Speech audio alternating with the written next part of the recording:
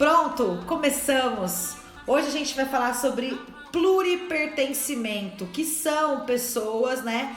É uma conduta, na verdade, onde a gente agrega vários conceitos religiosos. Ai, que bom que você recebeu, que bom que deu certo. A gente agrega vários conceitos religiosos na formação do nosso caráter, da nossa filosofia. Então, pessoas que são caracterizadas pelo pluripertencimento, geralmente são aquelas que a gente pergunta, né? Mas qual que é a sua fé? Eu acredito em Deus. Ela tem uma prática de terreiro, uma prática católica, uma prática crente, uma prática neopentecostal, né? E nem ela, muitas vezes, sabe o que é, de onde ela é, né? Eu vou dar um exemplo para você. É uma tradição, né, aqui no Brasil, que a gente vai no final do ano na praia pular 7 ondinhas e a gente usa branco, né? Mas esse nosso relacionamento com a praia no final do ano, ele é muito forte na ideia de descarregar dos problemas do ano anterior, de fazer novos pedidos. Vocês sabiam que isso é uma tradição da cultura de axé? De Tata Tancredo, né, que ele é o fundador da Umbanda Omolocô, que é a Umbanda com o vertente do Candomblé. Você sabia? Ou você só vai lá pular 7 ondinhas?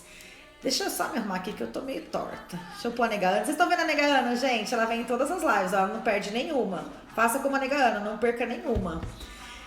Você sabia disso? Né? Quantas pessoas que são de outras religiões que têm essa prática de pular 7 ondinhas e vestir branco no final do ano? Esse é um processo, né, da cultura do axé, da cultura de axé. Então, tem tantas outras coisas que vocês fazem, talvez se vocês estiverem nessa categoria que vocês não sabem, né? Como o processo de pedir promessa, de fazer promessa. Será que funciona, gente? Pluripertencer funciona? Porque quando a gente fala pra muita gente, a gente não fala pra ninguém. Quando a gente faz muita coisa, a gente não faz nada. Pluripertencer é ter religião? É considerado uma religião? Há benefício espiritual de fato? Ou é um benefício próprio individual? O que vocês acham? Deixa eu baixar aqui um pouquinho os comentários, aí que eu consigo ler.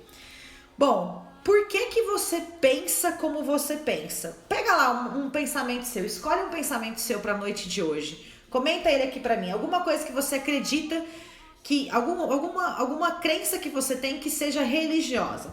Então, por exemplo, a gente não pode roubar porque é pecado, né? A gente não pode matar porque é pecado. Que crença que você tem que conduz a sua caminhada, né? Que tem origem religiosa? Uma simples, basicona, conta aqui pra mim. Escolhe uma pra gente pensar nela a noite toda.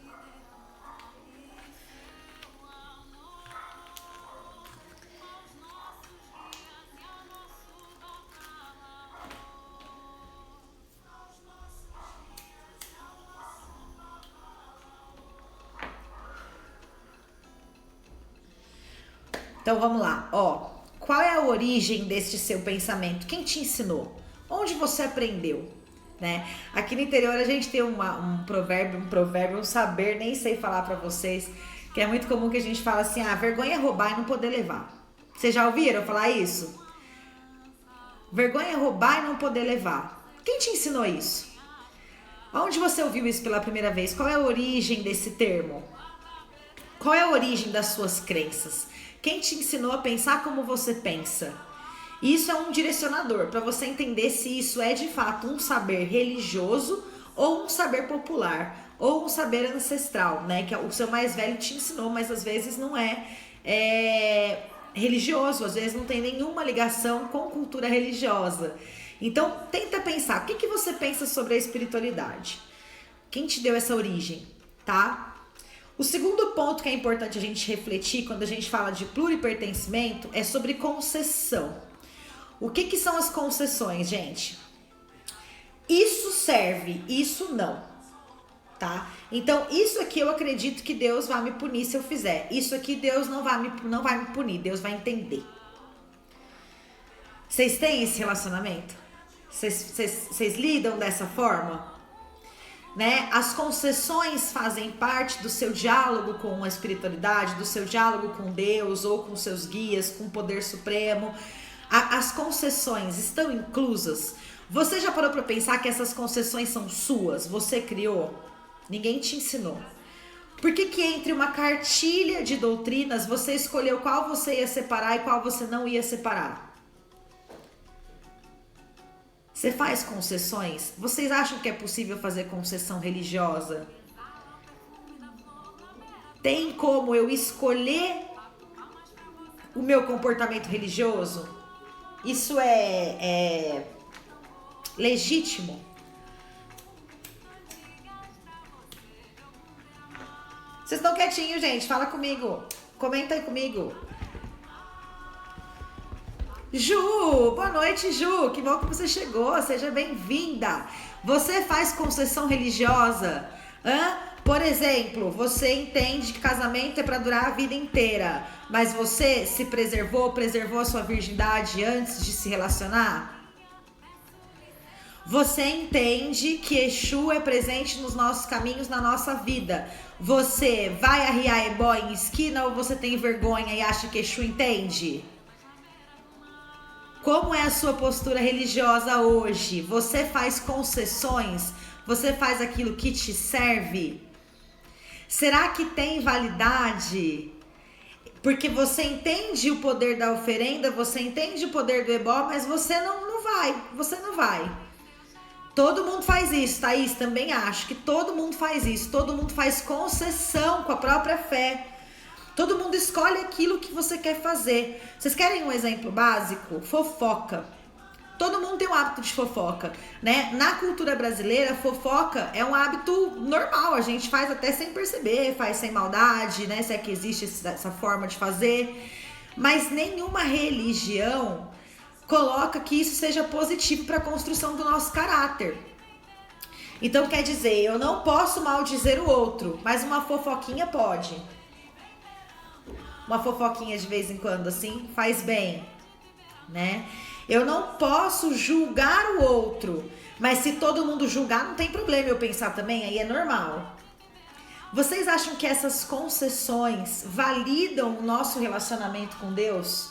Validam o nosso relacionamento com a espiritualidade? Gente, com licença, chegou o dono da porra toda, junto com o Baba Fabiano, que é outro dono. A bênção de vocês dois, Pai Uel, Baba Fabiano. Que orgulho, que honra ter vocês comigo sempre, viu? Amo muito. Você quase não tá conseguindo me ver? Por quê, Baba?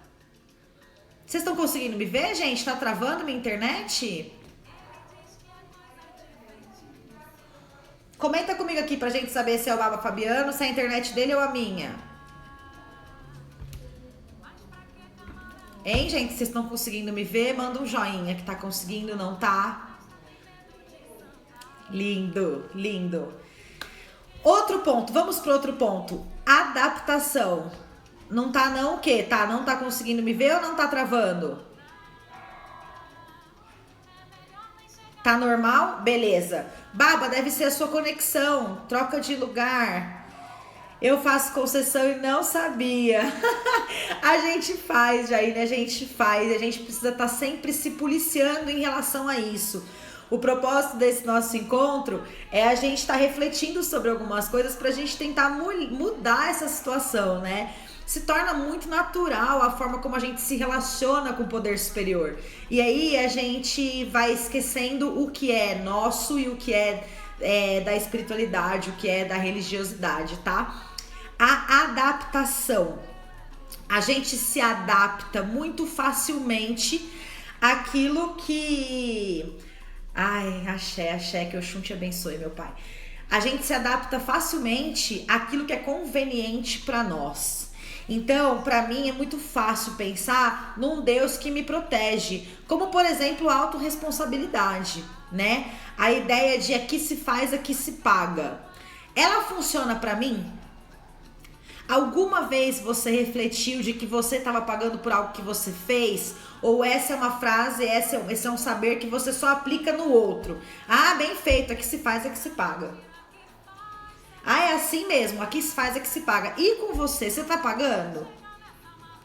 né? Então essa adaptação à nossa vida, ela vai se tornando, ela vai levando a gente para um caminho de pluripertencimento. Porque aí eu vou criando o meu próprio conceito, eu vou criando o meu próprio padrão de comportamento espiritual. Né? Eu não uso um modelo já padrão tido na instituição religiosa que a gente conversou na primeira live. Eu vou criando a minha. Eu vou adaptando as normas. Né? A gente tem falado muito sobre vida. Né? A pandemia nos trouxe essa reflexão de vidas que são substituídas por números. E a ideia, por exemplo, de que todo mundo tem dia, tem hora para morrer, que isso é inevitável, também tem sido muito discutida nesse momento. O que você pensa sobre isso, né? E o último padrão que vai influenciar você a criar a sua própria espiritualidade são as suas próprias experiências, né? São as suas próprias experiências. Então, é muito importante, gente, a gente vai falar disso um pouquinho mais pra frente hoje ainda, a gente refletir sobre as nossas experiências, porque o meu comportamento do cotidiano, muitas vezes eu não percebo Deus na minha vida, no cotidiano, né? Tô fazendo as minhas coisas. Mas eu tenho que refletir, por exemplo, na hora da sua dor, na hora do seu enfrentamento, né? O que é que te consola? Onde você se apega? Então, as experiências da vida fazem com que a gente acredite ou deixe de acreditar em algumas coisas, tá? A própria lei do retorno mesmo é um processo que muita gente acredita pela própria experiência, tá? Mas a gente vai falar disso. Aliás, fica comigo hoje que eu vou cutucar o seu sistema, tá? Tranquilo? Vamos pro nosso próximo slide.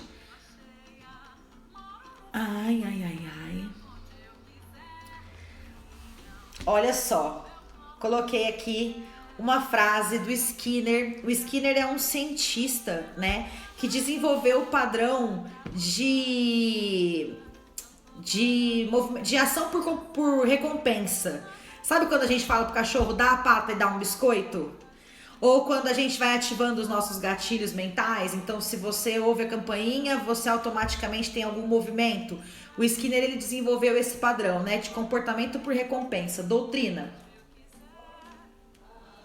E ele tem a seguinte frase, né, dentro da sua biografia, ele diz o seguinte: fui criado para temer a Deus, a polícia e aos homens.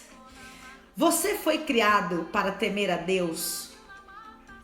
Você tem um relacionamento espiritual porque você vê importância nisso ou porque você tem medo de não merecer uma vida após a morte? Você mantém o seu relacionamento com Deus porque você entende Ele, a ação dele na sua vida, ou porque você tem medo de vai que realmente existe vida após a morte e eu não fiz nada?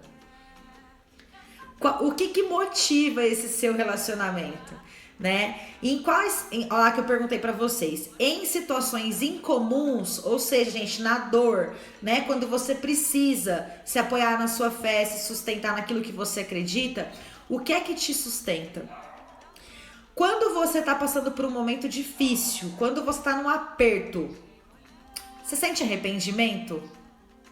Antes era por medo, hoje é por amor. Hoje você se considera uma pessoa espiritualizada ou religiosa? Hein, Dani? Depois você comenta aqui pra mim. Quando você tá precisando de Deus, alguma coisa deu errado na sua vida agora, um imprevisto, e você vai se colocar diante do seu... Entenda que quando eu digo Deus, tá, gente? Eu tô trazendo o conceito que a gente tem de um poder superior, que tem conhecimento, domínio e capacidade intervencionista, né? Você se arrepende de não ter feito o suficiente? Você tem esse sentimento quando você precisa de Deus? Você tem medo que Ele te desampare porque até este momento você não seguiu as leis ou as regras que te ensinaram a seguir? Né? Você se sente digno? Quando você vai pedir alguma coisa, você consegue ter a certeza dentro de você de que você fez por merecer? De que tem dignidade no seu pedido? Você se sente em dívida? Assim que você pede, você já compensa, né? Ai, se acontecer, não, eu vou melhorar. Deus, eu prometo pro Senhor que hoje ainda eu melhoro. Me ajuda nisso aí que eu já consegui entender tudo aqui. Hoje ainda, ó, eu melhoro.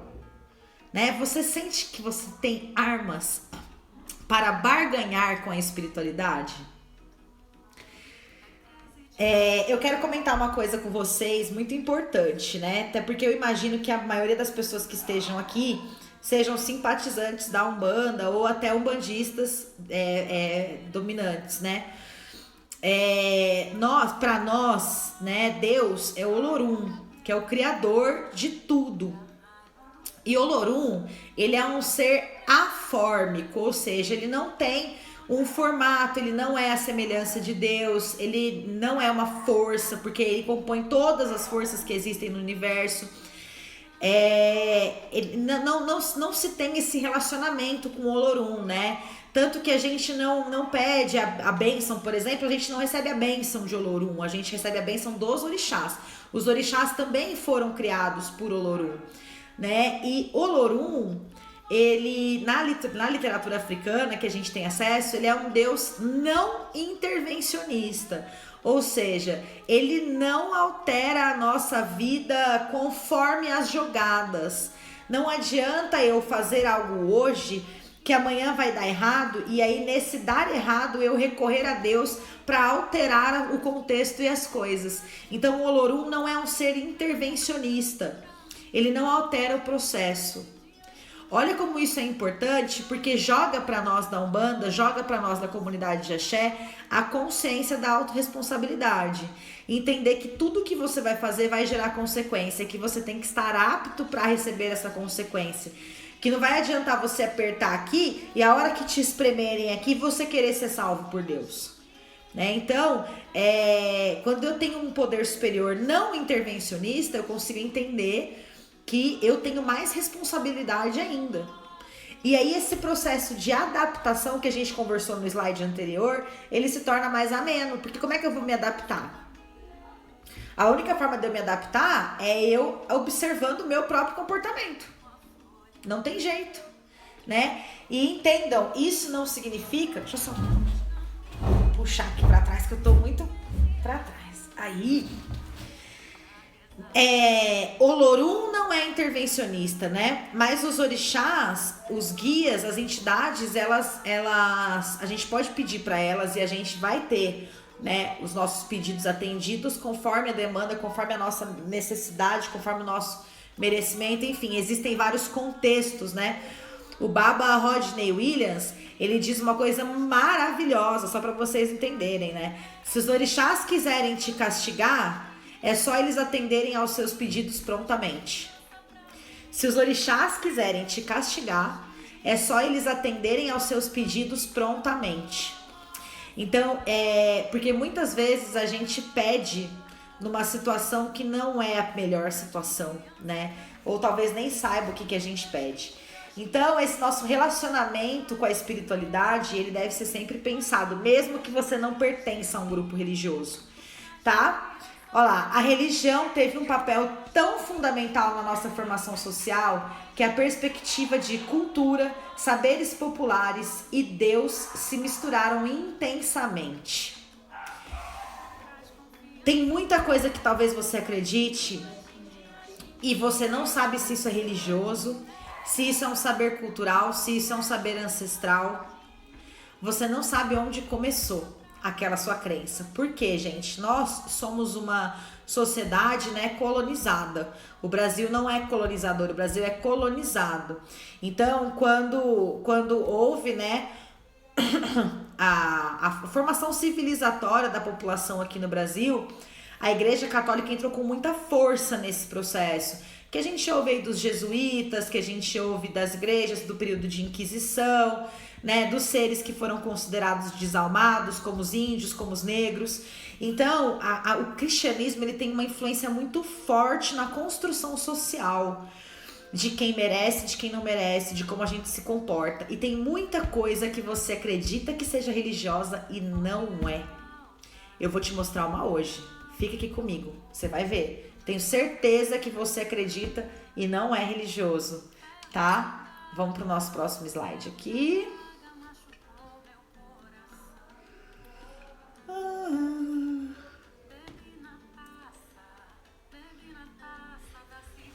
Bom, pegando todo o gancho lá do começo então, tá? Pelas suas experiências, pelo seu processo de adaptação, pelas concessões que você faz, você decidiu viver a vida de uma forma autorreligiosa. Você criou a sua própria religião. A sua própria religião fez com que você construísse, ó lá, a própria cartilha doutrinária para um olhar sobre si e sobre o mundo. Então existem coisas que você acredita dentro da sua concepção de ser e elas se aplicam para você e para o outro. Então talvez você olhe e você diga que o outro está errado, mas esse seu olhar, ele é individual, ele é seu. É a sua religião própria que te ensinou a pensar dessa forma, né? Então,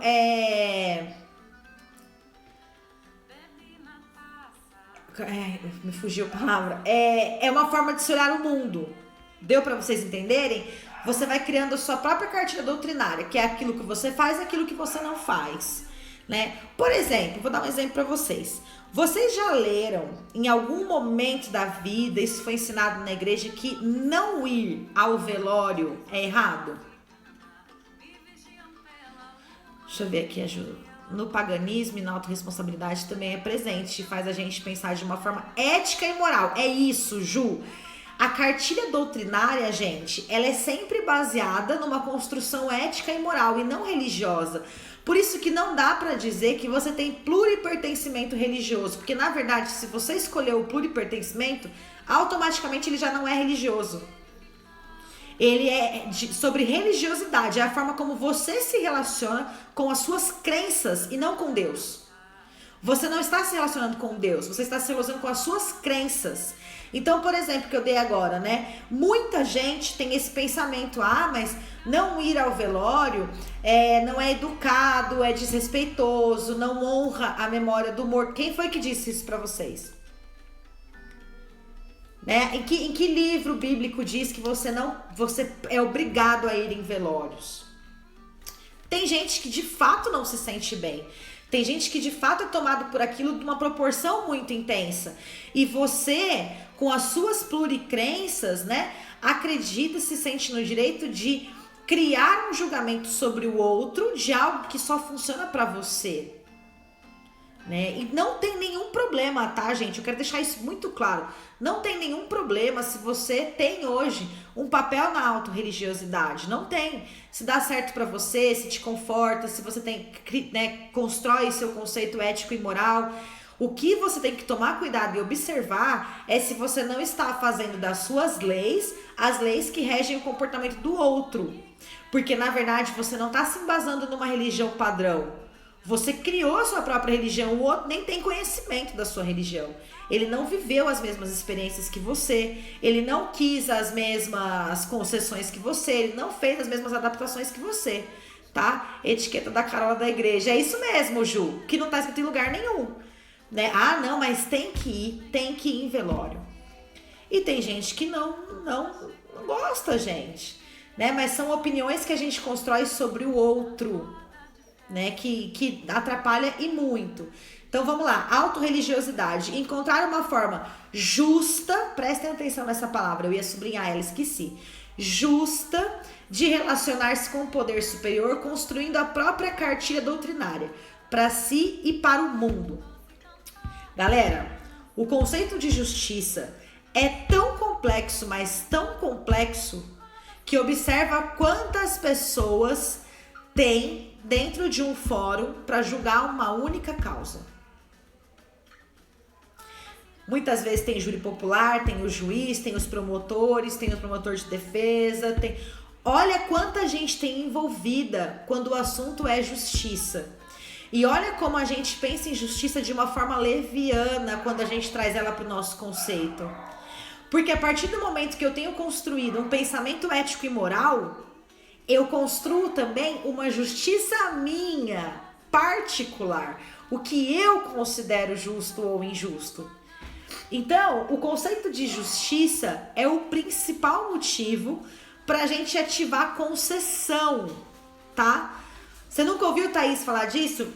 Mas tem bastante gente que fala, que considera um ato desrespeitoso, leviano. Desculpa. Olha só. Lembra que eu falei da concessão, que são as negociações que a gente faz com Deus?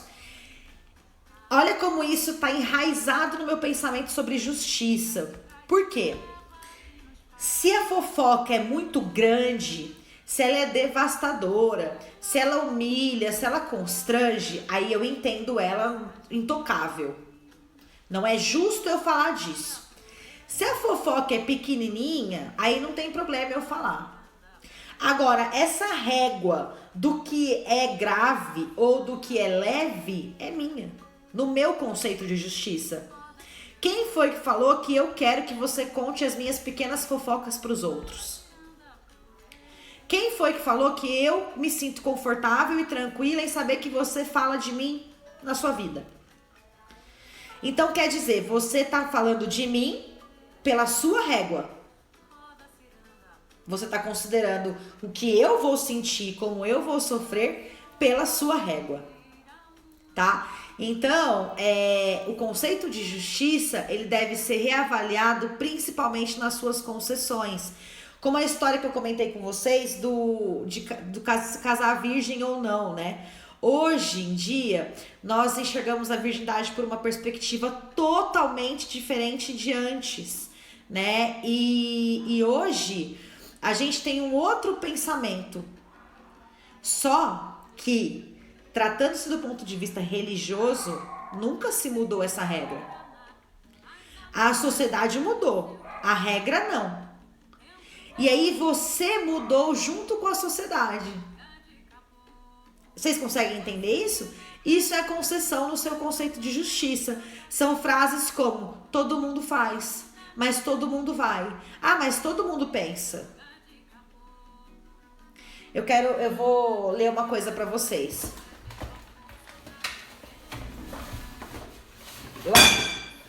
Nossa, eu por sinal adoro esse livro, ó. É do Osho, tá vendo? Que é um filósofo. Eu ensino religiosidade, não religião.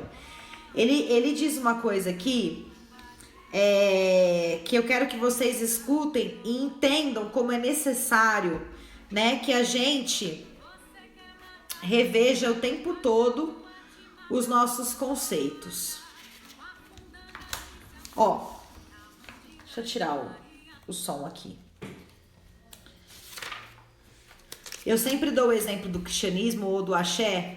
Agora vocês vão ver outro conceito, né? Ó, na Índia, Krishna tinha 16 mil esposas. O que dizer sobre os 15.999 homens que perderam as suas esposas? Essas esposas foram roubadas, pegas forçosamente. Elas eram mães, eram esposas, a maioria delas era casada. Se uma mulher fosse bela, isso era o suficiente para Krishna levá-la ao campo de concentração de suas esposas. Ai, peraí. Deve ter sido quase uma cidade, 16 mil esposas. Agora, como impedir esses 15.999 homens? Se eles se reunissem, poderiam matar esse homem, poderiam pegar suas esposas de volta. Eles teriam que ser impedidos. Aí entra o sacerdote. O sacerdote tinha que inventar maneiras, porque o sacerdote é protegido por Krishna. E Krishna tinha o poder temporal em suas mãos, o exército, a corte, a lei. Ele protegia o sacerdote. A lei hindu diz que se matar um Sudra, um intocável, então 10 anos na prisão é punição suficiente. Mas se você matar um Brahma, então é pena de morte. Não apenas em uma vida, mas nas próximas 7 vidas você será assassinado frequentemente. Só então a punição acabará. O sacerdote diz: Krishna não é um homem comum. Ele é a encarnação perfeita de Deus. E você deveria estar feliz por ele ter acolhido sua esposa em sua corte. Você deveria alegrar-se. Você é afortunado, é abençoado. Você terá grandes alegrias no paraíso. Portanto, não tenha ressentimento, não fique zangado, não pense em termos de revolta. Em vez disso, aceite de uma forma leve, feliz, alegre, na verdade com muita gratidão, por ele ter escolhido a sua esposa e não a de outro. Ora, o instinto natural do homem teria sido lutar. Krishna tomou a mãe de seus filhos, tomou a sua esposa, muitas vezes o amor de sua vida, e contra a vontade dela. E que tipo de sociedade é essa? Mas não, seu instinto natural é destruído em duas maneiras, de maneira dupla. Uma, se você aceitar isso com boa vontade, você vai se beneficiar. Imensos prazeres, muitas mulheres, 1000 alegrias. Outra, se você tiver ressentimento, ficar zangado e for violento e fizer algo contra Krishna, que é a encarnação de Deus, você sofrerá no 7º inferno. Assim você pode escolher qualquer coisa que fosse contra o poder dominante. Aqui ele tá contando para nós, né? Osho é completamente contra a religião, tá, gente? Aqui ele tá contando para nós um saber ancestral, né? Uma história dentro da religião do hinduísmo, onde ele conta como o sacerdote consegue controlar o comportamento da humanidade, consegue dominar o comportamento da humanidade, transformando aquilo que até então é ruim, avassalador e devastador em algo positivo e benéfico, a ponto de você acalmar todos os seus pensamentos, a ponto de você acolher todas as suas dores. Então, olhem só como os nossos saberes influenciam os nossos sentir, aquilo que você acredita ser. Né? Quando a gente está diante de um quadro de doença, por exemplo, que é algo que é tido de uma maneira muito particular aqui no Ocidente, a gente se revolta, a gente xinga, a gente tem medo, a gente se indigna, né? Mas dentro dos olhares religiosos, a doença ela tem um outro patamar, um outro relacionamento. E aí quando eu consigo entender isso, eu me acalmo e me alivio de que Deus está me colocando em teste, ou de que eu estou pagando por algo, ou de que deve ser feito dessa forma. O objetivo de se relacionar com a espiritualidade é sempre se sentir melhor em relação às dores da vida. E você pode fazer isso com auxílio religioso ou criando a sua própria cartilha. Deu para vocês entenderem? Se no batismo da Igreja Católica eles exigem os padrinhos serem casados, por que então eles casam até grávida antes do casamento? Sei não, viu, tá?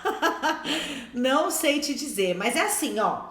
Algumas igrejas acabam também fazendo concessões, né? A igreja, o paroco, né? O padre, ele tem bastante autonomia na condução da sua paróquia.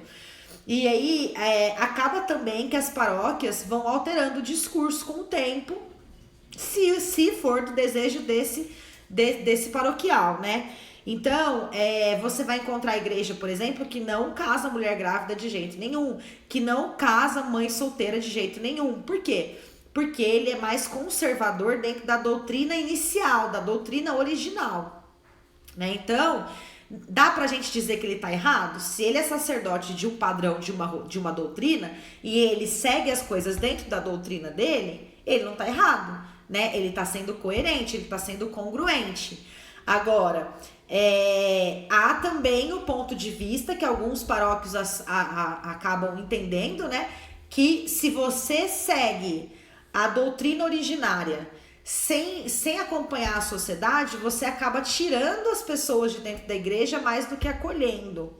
Então, talvez aí seja um balanço entre a espiritualidade e a humanização, tá? Eu acredito que seja isso, assim, é o que eu penso, não tenho muita questão nessa parte, tá? Ó, autorreligiosidade é uma forma leve de compreender a própria existência. Então foi isso que eu li para vocês agora.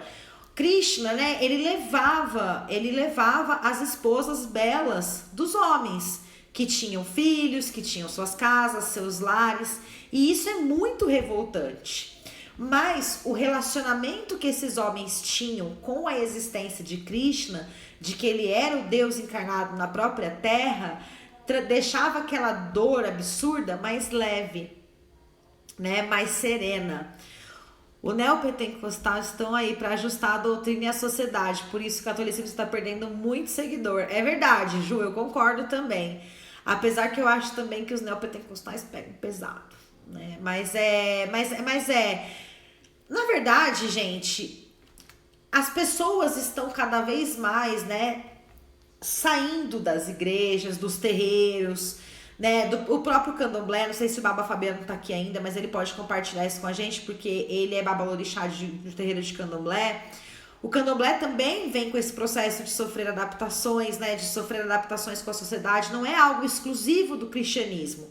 Porque as pessoas, elas estão tendo cada vez mais autonomia na construção do seu ser. Então, e isso tá levando elas para um afastamento da instituição religiosa, né? E os líderes religiosos, as autoridades religiosas, elas estão revendo esse conceito para ver se tá tendo acolhimento ou segregação social. Não é uma exclusividade do cristianismo, né? A gente sente isso também dentro da Umbanda, por exemplo. Às vezes a pessoa tem gosta do terreiro, tem ali um afeto, mas ela não está disposta a viver a filosofia de orixá. Ela não está disposta a viver a filosofia ancestral. E aí eu tô ali, né, para mediar justamente esse relacionamento dela com a ancestralidade. Se ela mesma não quer fazer isso, aí já não cabe mais a mim como líder, entendeu? Não tem como eu adaptar todo o conceito do meu terreiro para a pessoa. Então eu acredito também que o nosso papel seja encontrar um lugar que a gente tenha representatividade. E não dizer, fulano tá certo, fulano tá errado, porque na verdade ele segue as doutrinas que ele aprendeu, né? Ó, vamos lá. Fé. Fé é acreditar além das possibilidades. É um relacionamento com o poder superior que vive em seu pensamento e em suas ações. Sempre compreende. Ó, ter fé é um termo religioso? Sim, mas ele não é unicamente religioso. Então, por exemplo, eu boto muita fé que eu vou, sei lá, pra Itália um dia. Eu boto muita fé nisso, tenho muita fé nisso. É fé. Eu acredito além das minhas possibilidades atuais. Hoje eu não tenho a menor possibilidade de ir pra Itália fazer nada, né? Mas eu acredito nisso. Se você olhar minha vida hoje, você vai falar, não tem como. Mas eu acredito nisso, tenho fé, tenho crença, né? Então, no que você tem fé? No que você acredita? O que você espera pra você? Quais são as coisas da sua vida que você bota uma fé que vão acontecer, né? Que você vai se relacionar de forma positiva. Esse sentimento de acreditar em algo para si... Fecha a porta, por favor, Helena. De acreditar em algo para si... faz com que você construa um relacionamento com um Deus mais íntimo, que é um Deus que conhece e reconhece todos os seus pensamentos. E isso te traz um conforto de que ele te compreende, de que as regras que você quebra são justificáveis, de que as coisas que você não faz são justificáveis. Então, é preciso pensar, galera, se o seu comportamento com a espiritualidade é conveniente ou indignado, né? Porque se Deus deixou regras, se os ancestrais deixaram regras, né? Se a Krishna deixou regras, por que você tá achando que Deus tá olhando única e exclusivamente para você e levando em consideração todas as suas ações? Certo? Deixa eu trocar de slide aqui, vocês estão quietinhos hoje. Ai, comenta aqui pra mim, o que vocês estão achando? Tá chatão hoje? Ah, gente, não tá não, né? Chatão não. É que vocês estão cansados. A gente já tá acabando, tá? Falta bem pouquinho. Nossa, vai me atrapalhar tanto, gente. Vocês não perdem essa mania de me atrapalhar. Vamos lá. O que é pertencer, gente? Por que não dá para considerar pluripertencimento? O que vocês acham? Aí. Pertencer. Eu posso pertencer a algo de maneira pela metade? Vocês acreditam que tem como eu fazer parte de algo pela metade? Eu posso começar um relacionamento, um namoro e falar pra ele que eu só namoro pela metade? Ó, eu namoro com você das 6 ao meio-dia e o resto do dia eu sou solteira. Como que esse relacionamento vai fluir? Tem como esse relacionamento dar certo? Eu consigo me relacionar com os meus filhos pela metade? Ó, eu olho vocês de segunda, quarta e sexta. Terça, quinta e sábado eu não sou mãe. Não dá, gente, para pertencer pela metade. O pluripertencimento, na verdade, você não pertence a nada. Apenas a si mesmo. Você tem crenças que auxiliam na sua construção ética e moral, mas você não pertence a nada. Porque pertencer exige que você esteja presente, né? Que você faça parte de forma completa, com a sua presença, com os seus pensamentos e com a sua doutrina. Então quer dizer que se eu pertenço, eu nunca faço concessão? Quer dizer que se eu pertenço, eu concordo com tudo que acontece? Não. Mas quando eu discordo, eu estou no meu lugar de terreiro. Eu, Natália, no meu caso, tá? Você na sua igreja, se for o seu caso. Quando eu discordo, eu estou no meu lugar de terreiro para resolver aquele conflito. Quando eu me vejo na necessidade de uma concessão, eu tenho um líder espiritual que vai me orientar em relação àquilo. Então, até os meus conflitos, gente, eu resolvo no meu ambiente de pertencimento, tá?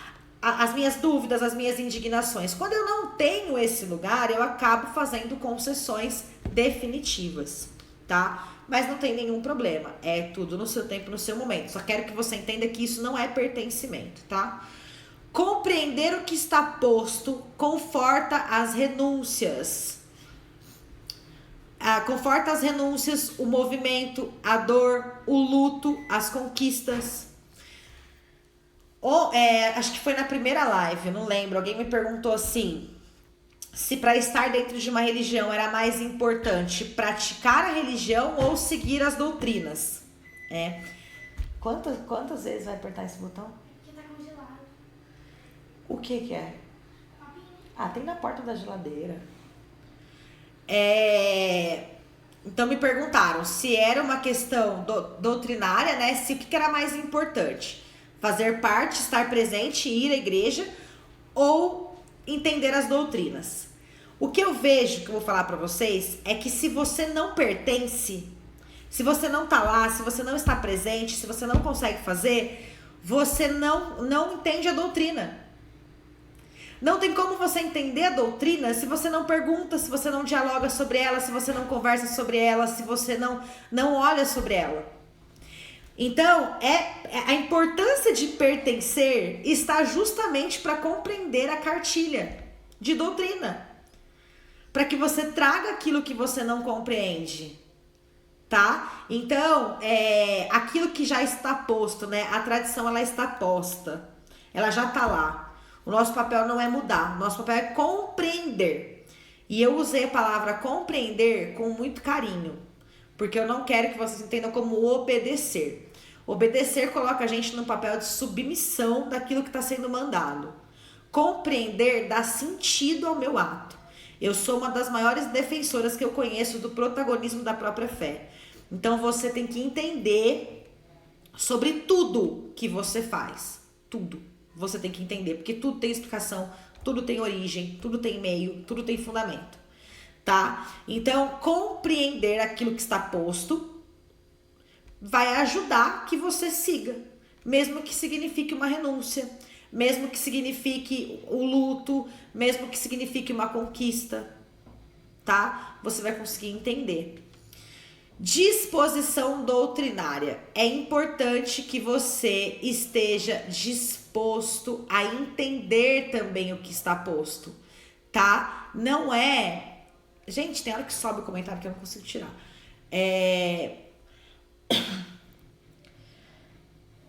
Quando você entra para uma instituição religiosa, talvez o seu lugar não seja de chegar questionando tudo que acontece ali, sabe? Mas isso não funciona mais, isso não dá mais certo, as pessoas não fazem mais isso, não, mas isso aqui tem que ser revisto, isso aqui tem que ter pensado. Calma! Existe uma doutrina que manteve essa religião viva até hoje. Nós temos registros de mais de 300 religiões existentes e ativas. E cada uma delas tem sua doutrina. Então você tem que estar disposto a entender quando você chega nesse lugar o que você vai ou não, né? Se isso vai ou não te representar. Mas você tem que ter a disposição de ir alterando. Ah, mas eu sempre fiz, agora eu pertenço a um terreiro, lá não pode fazer. Se lá não pode fazer, lá não pode fazer.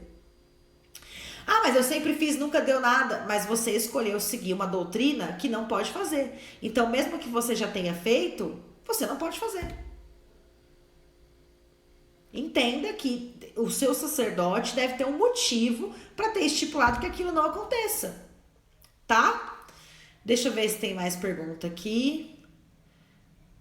Deixa eu ver, já fiz isso. Ah, tá chato não. Ah, que bom, Ju. Eu já fiz isso. Pertencimento à entrega é coerência, é congruência, fazer parte de forma inteira. É isso, Lu, é isso. Eu não posso ficar separando, gente. Adianta eu falar assim, ó, a mesma coisa. Ah, eu vou casar. Eu vou casar porque eu quero festa, porque eu quero lua de mel, porque eu quero presente no dia do aniversário de casamento. Ah, não, mas eu não quero a chatice, eu não quero contas, eu não quero aborrecimento. Ó, faz o seguinte, vem pra casa só quando você tiver de bom humor. Quando você tiver de mau humor, você vai lá pra sua mãe, né? Igual quando a gente era solteiro. Tem como instituir esse casamento, gente? Não, se eu vou casar, se eu vou assumir esse compromisso, eu tenho que entender que o pacote vem fechado. E o melhor, que isso também acontece da vertente religiosa, tá? Eu trago a minha parte, eu trago a minha carga. O Bruno traz a dele. O casamento em si vai se desenhar. Além da gente ter a nossa doutrina, o nosso pacote fechado, nós ainda vamos criar novas.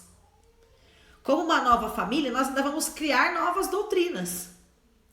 Então não tem como, quando você chega na igreja, existem, né? Quando você chega no terreiro, no templo, existem regras postas.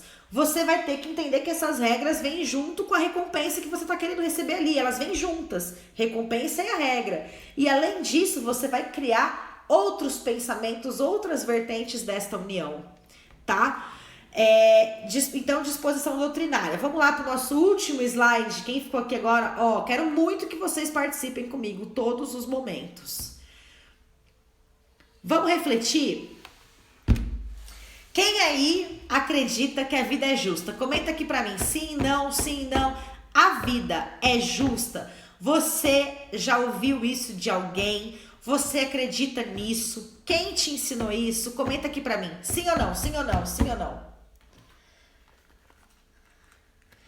Ah, quando a pessoa está conhecendo ainda, é errado também? Não, não, Thaís. Só é errado não, né? Só é desaconselhado quando você tem um pertencimento. Se você está conhecendo, você ainda não pertence, tá? Você ainda não faz parte. Comenta aqui pra mim. A vida é justa? Sim, Gabi. Quem mais? A vida é justa? Quem te ensinou? As suas experiências te provaram isso? Você é capaz de garantir que a vida é justa?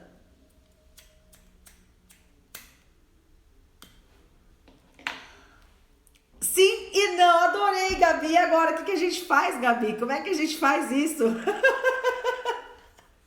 Como é que a gente resolve esse impasse aí? A gente tem que decidir. E aí, galera? Ajuda a Gabi. Vamos, vota aí, vamos ver o que tem mais. A vida é justa? A vida é justa? A promessa de que a vida é justa é religiosa?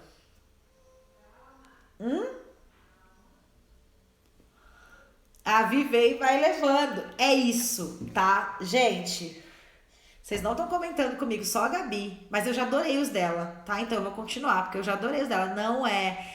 Gente, ninguém nunca te prometeu, nem liturgicamente, nem religiosamente, nem em saberes populares, que a vida é justa.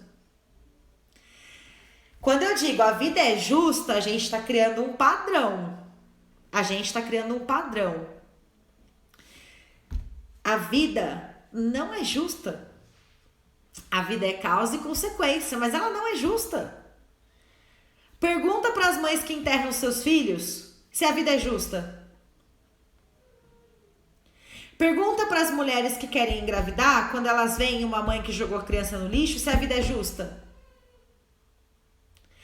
Pergunta para as pessoas que se formaram, se esforçaram, foram competentes e perderam seus cargos na empresa para o filho do patrão se a vida é justa. A vida não é justa. E isso é uma frase de dominação. Assim como Krishna, que a gente leu agora há pouco. Quando eu digo para você que a vida é justa, eu te conforto para que você entenda as suas dores. Eu deixo você na esperança de que algo bom vai acontecer. Eu te ferrei da cabeça aos pés, mas fica tranquilo porque a vida vai te compensar. Gente, a vida é um movimento. A vida é um movimento, tá? Ela não é justa e é bom você começar a se acostumar com isso. Você vai perder e algumas vezes você só vai perder. Assim como você vai ganhar e algumas vezes você só vai ganhar. Você é dono das suas ações, você é capaz de criar, você é capaz de destruir, tá? Então, não é a justiça que paira sobre as nossas ações. Acredito que a maioria das religiões trazem a justiça divina, que é a questão de... Exatamente, Gabi. E esse conceito de justiça divina não nos diz nem em que vida que isso vai acontecer. Você não sabe nem se é nessa que você vai recompensar, né? Os humilhados serão exaltados é um conceito de pós-morte, de que você vai estar ao lado de Deus, mas durante a vida você vai ser humilhado de boa, né? Então, a gente precisa estar sempre protagonizando a própria fé, repensando algumas crenças. Quem faz a vida ser justa é você mesmo. Isso sim, Thaís. Na verdade, nem dá pra gente dizer que é justiça, mas quando você tem consciência da sua vida, você sabe que se você faz uma coisa que ela vai gerar uma consequência. Você não pode plantar batata e querer colher cenoura. Independente da sua intenção inicial ser colher cenoura, tá? Não adianta eu olhar para a terra e para a semente, para a horta e falar: nossa, mas eu queria tanto colher cenoura, eu fiz com tanto amor, eu fiz com tanta boa intenção, olha, era ótimo que eu queria cenoura, por favor, traz cenoura. Se eu plantei batata, a terra vai dar batata. Pensar na minha intenção e fazer com consciência é da minha responsabilidade. Se eu queria tanto cenoura, por que eu plantei batata? Eu vou colher batata e depois eu pego e colho a cenoura e fico disposta a esperar mais um tempo, tá? Então, ela não é justa. A questão de justiça é pra quem, né? Se, por exemplo, o patrão, nada mais justo empregar o próprio filho. Exatamente. Muito boa sua observação. O patrão, ele pensa no legado. Ele criou o filho para aquilo, para assumir aquele cargo, para estar no lugar da empresa dele, aquele patrimônio é dele. Então, exatamente, justiça é algo muito subjetivo e foge completamente do nosso controle, tá? A lei do retorno. Quem acredita em lei do retorno? Eu quero ter uma vida justa, mas será que eu sou justo com a vida? Olha lá, a Paioel lançou uma perguntinha aqui para vocês. Você quer uma vida justa, mas será que você é justo com a vida? Você é justo com a vida? A gente falou muito sobre isso, né, Well? Naquela nossa live, que acho que tá até no feed salva, sobre finanças, que a gente falou sobre economia, né? E aí a gente falou, né? As pessoas, elas devem pra tia da cantina, deve pro cara da água. O valor é baixo, depois eu pago. E não honra a dívida. Pensar em justiça, gente, só acontece com o injustiçado, tá? O injustiçado gosta de pensar em justiça. Quando é ele que faz a injustiça, ele prefere evitar. Você acredita, Áurea, na lei do retorno? Quem acredita na lei do retorno? Lei do retorno existe, né? A lei do plantio, lei do semear, ela existe? Você vai pagar por tudo que você faz? Vocês acham que as pessoas pagam por tudo que ela faz?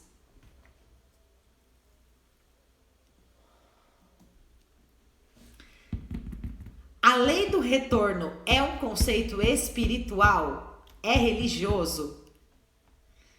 Deus garante a lei do retorno? O que vocês acham?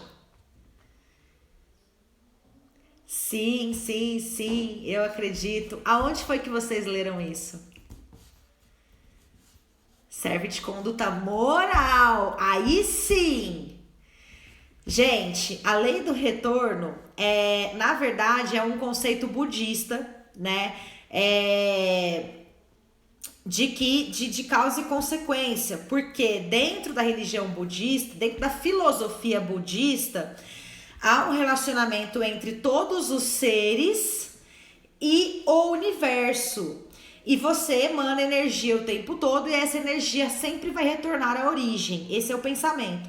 Então, se você está emanando essa energia, ela vai circular o universo e vai retornar à origem, tá? Isso é um conceito espiritualista. Por exemplo, dentro das filosofias de religião africana, dentro das religiões de axé, a gente não acredita em karma. A gente não acredita em lei do retorno como um karma. Sim, como causa e consequência, porque tudo tem causa e consequência. Isso já é científico, já ultrapassou o conceito de espiritualidade, né? Mas a Gabi usou uma palavra interessante aqui, moral. Pensar na lei do retorno também é um conceito de dominação para o seu comportamento. Também é algo que te segura para que você não faça tudo o que você quer fazer. Porque você acredita que isso vai retornar para você de alguma forma, tá? Mas não é um conceito religioso. Gabi também comentou, maninha que me ensinou. Então a lei do retorno, galera, é um saber ancestral, tá? Porque a forma como nós aqui no Ocidente falamos sobre ela e acreditamos sobre elas não é também tão legítima de como ela é pregada no budismo. No budismo ela tem vários conceitos, vários contextos que nós adaptamos, né? Nós fizemos apropriação para os nossos saberes ancestrais, tá? Ju, não acho que seja religioso, pois nunca vi na igreja, mas aprendi isso dentro da filosofia budista. Eu não entendo muito, mas eu acredito que seja uma das premissas, né? Você pensar na forma como você se relaciona com o universo. Então isso é uma crença pessoal. O terreiro não pode pregar isso, porque isso não é uma filosofia ancestral de axé, né? Então, mas você pode acreditar, você pode pertencer ao terreiro e acreditar, porque as suas experiências de vida, lembra que a gente falou no primeiro slide, as suas experiências te ensinaram que a lei funciona, tá? Essa é muito boa. Deus ajuda quem cedo madruga. Verdade ou mentira?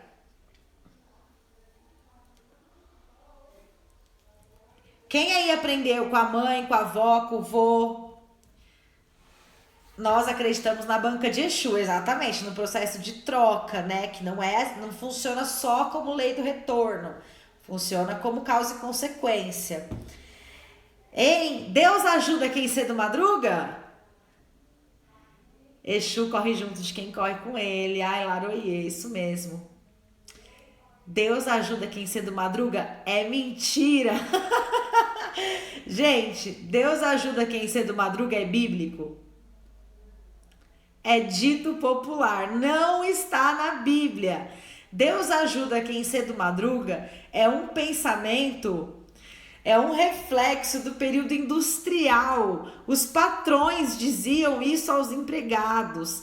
A igreja dizia isso na missa, né, nos cultos, porque era eles eram aliados das indústrias.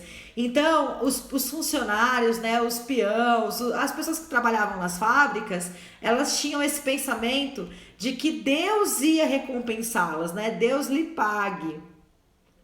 Então, não é bíblico. A Bíblia diz sobre a preguiça, né? A Bíblia condena a preguiça, mas a Bíblia não diz que Deus ajuda quem cedo madruga. Isso é um dito popular, não é um dito religioso. Então se for assim eu tô ferrada porque eu dormi até tarde. Somos duas, Dani, pra mim o mundo devia começar às 11.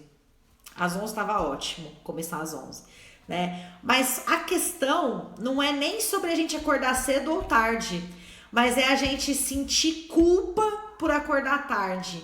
É as pessoas nos culparem de que a nossa vida não é uma vida wow, up, gold, porque nós acordamos tarde. Olha como isso é forte, né? A gente sente remorso. Eu não sei se vocês já viram, eu posso mandar no e-mail para quem se inscreveu lá no formulário.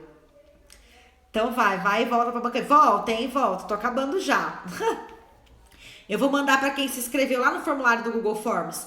Tem um texto maravilhoso que fala sobre os pensamentos capitalistas na nossa consciência.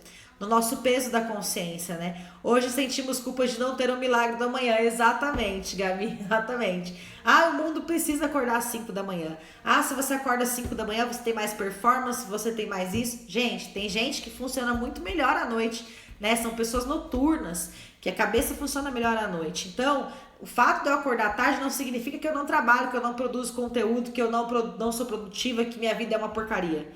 Então, é um pensamento...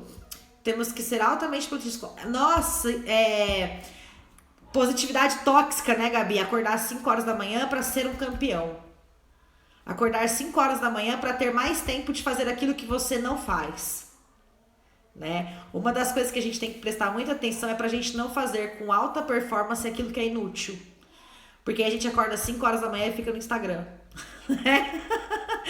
Vendo, rolando o Instagram. Então, isso, gente, gera uma crença tão enraizada que a gente de fato se sente mal. As pessoas ficaram piradas nesse... o milagre da manhã. Mudou tudo, gente, mudou tudo. Né? Ele teve um impacto muito grande. E olha só que interessante, o Milagre da Manhã, ele não é um livro escrito pensando na nossa cultura ocidental. Né? Nessa nossa cultura do Brasil. E ainda assim, aqui ele foi uma febre, porque ele de fato transformou o comportamento e os hábitos das pessoas. Ele é muito bacana, ele fala pra você ler, fazer exercício, ter uma vida saudável, acordar cedo. O problema é você vincular que o seu fracasso é decorrente disso. E a hora que você acorda não justifica o seu fracasso. Se você acordar mais cedo, pode ser que você se sinta melhor. Mas se você não acordar cedo também, você tem tantas chances quanto os outros. Né? Esse processo das blogueiras, desse corpo ideal, do corpo fitness, de malhar pra caramba, de ler um livro por semana, ele não é criado para nossa qualidade de vida aqui, tá, gente? Nós somos mães, muitas vezes mães solo, muitas vezes em condição de pobreza, muitas vezes com trabalhos de jornada dobrada, tá? A realidade é que somos individuais, pode ser que ele ajude sim, mas impor... Exatamente, Gabi, condicionar, né? Dizer, olha, o seu fracasso é decorrente do horário que você acorda. Oi? Não é possível, porque eu durmo super tarde, eu faço 1000 coisas. Eu, particularmente, vou confessar aqui com vocês, eu tenho 2 crianças, né? Eu trabalho muito na madrugada, mas é muito mesmo. Tem dia que eu vou dormir 4, 5 horas da manhã porque eu me obrigo a ir dormir. Né? Porque eu tô fazendo esses conteúdos, eu tô produzindo, eu tô escrevendo, eu tô lendo na madrugada. Então eu acordo tarde. Né? Eu acordo tarde, mas eu durmo super tarde também. Então, o dia que eu me libertei dessa ideia de que eu não tinha que acordar às 5 horas da manhã para ser produtiva, minha vida ficou muito mais fácil. Porque eu consegui viver do meu jeito. Tá? A pobreza dignifica o homem. Quem acredita nisso? Que dinheiro é sujo? Quantas pessoas de periferia acordam 4h30 da manhã pra pegar no bater? Exatamente, Gabi, exatamente. Então, e não alcançam a fortuna, né? E não alcançam a alta performance financeira. Acordava 3h30 pra fazer salgado fresco pra vender. O milagre foi colocar 2 filhos na faculdade. É isso. E que milagre, né?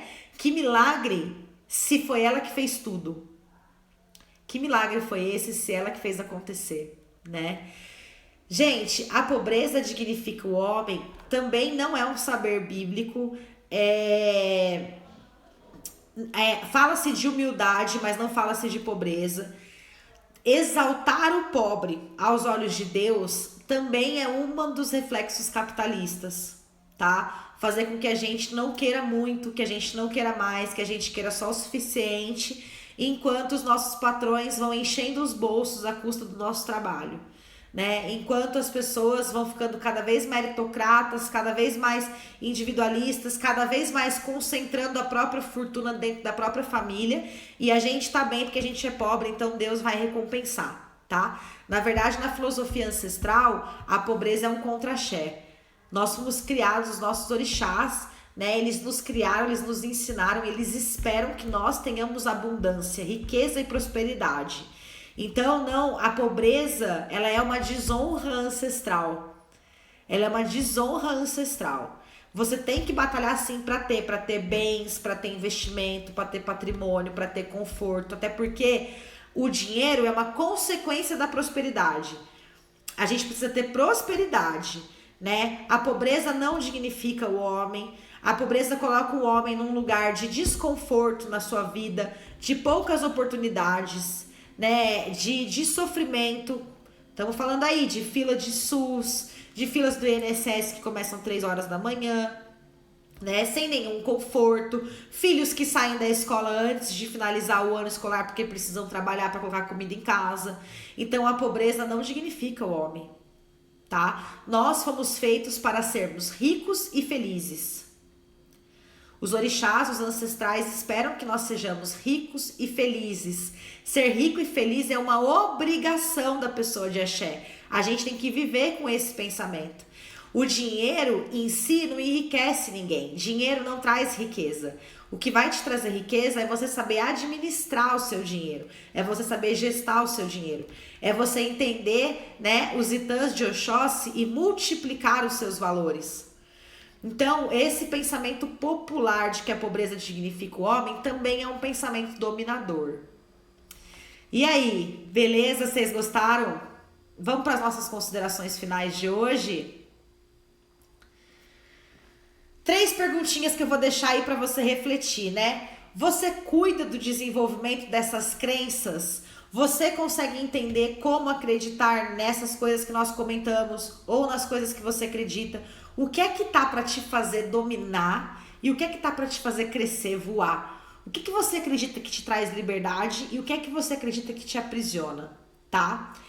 Você que escolheu o pluripertencimento, você que escolheu se alimentar de vários saberes religiosos diferentes e misturar todos à sua forma, né?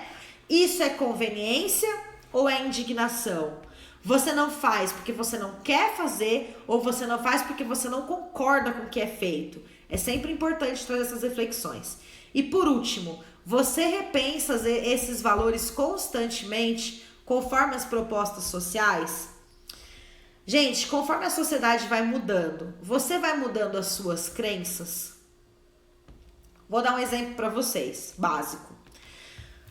No começo da década de 70, existia uma crença, tanto religiosa quanto popular, né, de que o HIV era um castigo divino pela homossexualidade, que somente homossexuais contraíam HIV e que aquela morte da forma como ela era, né, era uma centelha divina caindo sobre a terra para castigar os homens. E se acreditou nisso por muito tempo. Hoje, muitos anos depois, a gente tem uma visão completamente diferente sobre o HIV, sobre as formas de transmissão, inclusive sobre os cuidados que se pode ter com essa doença, né? Inclusive que esse vírus pode entrar em estado de inatividade. Hoje o nosso relacionamento com o HIV é totalmente diferente do que no começo da década de 70. Toda vez que a sociedade sofre essa mudança brusca, você revê as suas crenças e os seus valores? Você está sempre adaptando os seus valores à sociedade na qual você vive, né? Hoje a gente tem muito apelo, mais do que necessário, até porque eu amo a população do mimimi, amo ser mimimi, amo, adoro, inclusive, né? Mas faz mais do que necessário esses apelos que a gente tem para pensar sobre o racismo, para pensar sobre homossexualidade, para pensar sobre transgênero, para pensar sobre travestis. Você consegue refletir nessas coisas alterando a sua consciência? Porque o problema de você não estar dentro de uma instituição e criar a sua própria vertente de relacionamento é que você comece a se enrijecer, quando na verdade você precisa ser flexível, tá? Deixa eu sair aqui para eu ver você.